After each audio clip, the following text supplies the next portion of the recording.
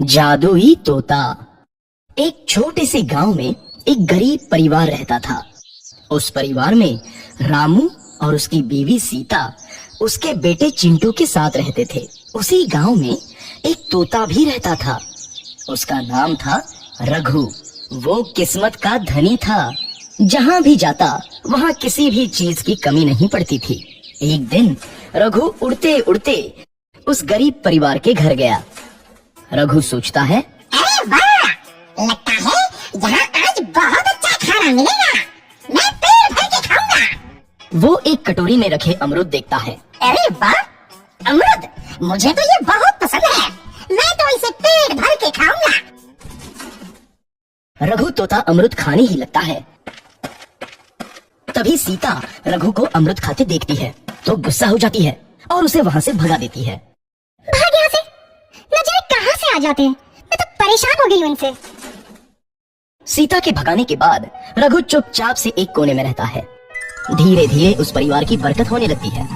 एक दिन रामू और सीता खाना खाते वक्त बातें करते हैं। आजकल हमारी बहुत तरक्की हो रही है, काम भी अच्छा चल रहा है। रामू कहता है। इस पर सीता कहती है, सच कहा, भगवान हमेशा ऐसे ही हम पर मेहरबान रहे। बेटा चिंटू भी कहता है, पिताजी, मुझे खिलौना लेके दो ना, मेरे सभी दोस्तों के पास है।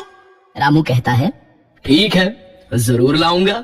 सीता कहती है, कितने खुश है सब, मेरे परिवार को किसी की नजर ना लगे। एक तरफ ऐसी बातें होती हैं, तो दूसरी तरफ रसोई में रघु तोता भी अमरूद खाते रहता है।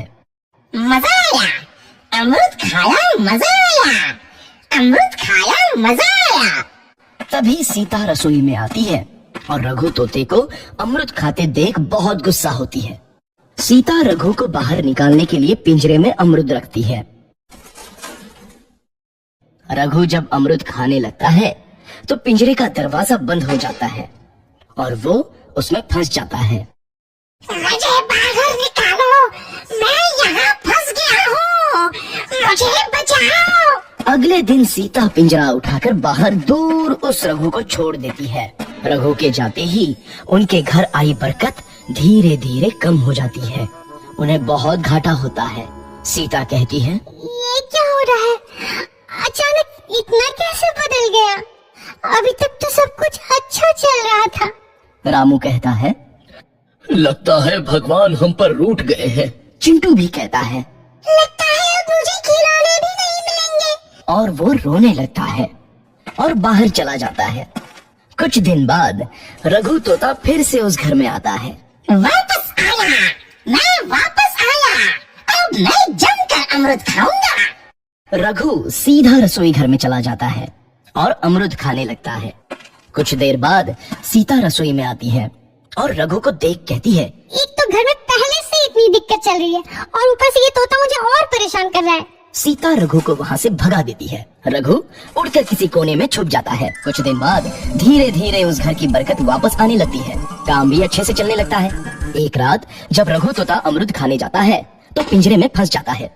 ये लोग आखिर चाहते क्या है? एक तोते को शांति से अमरूद खाने क्यों नहीं देते? मैं कौन सा चोरी कर रहा हूँ? बस अमरूद ही तो खा रहा हूँ। तभी रामू वहाँ आता है और पिंजरे में रघु तोते को देख उसे बाहर छोड़ देता है। ये तोता भी कितना जिद्दी है, बार बार वापस आ जाता है। जैसे ही रामू रघु को छोड़ देता है, अगले दिन से फिर से उनके घर की बरकत जाने लगती है। काम में घाटा होता है। किसी को समझ नहीं आ रहा था कि ऐसा क्यों हो रहा है। रघु तोता घर आता है तो अचानक बरकत आती है और जब रघु तोता को बाहर निकालते हैं तो बरकत चली जाती है। एक दिन सीता रघु तोते के घर आने और बाहर जाने की स्थिति पर नजर रखती है। ये तोता जब भी घर आता है तो घर में बरकत आती है और जैसे ही ये घर से बाहर जाता है तो उसी के साथ बरकत भी चली जाती है। कहीं ये जादुई तोता तो नहीं है? अगली बार जब ये तोता घर आएगा तो मैं इसे कहीं नहीं जाने दूंगी। सीता रघु का बहुत इंतजार करती है, लेकिन रघु तोता दोबारा उस घर में कभी नहीं आता।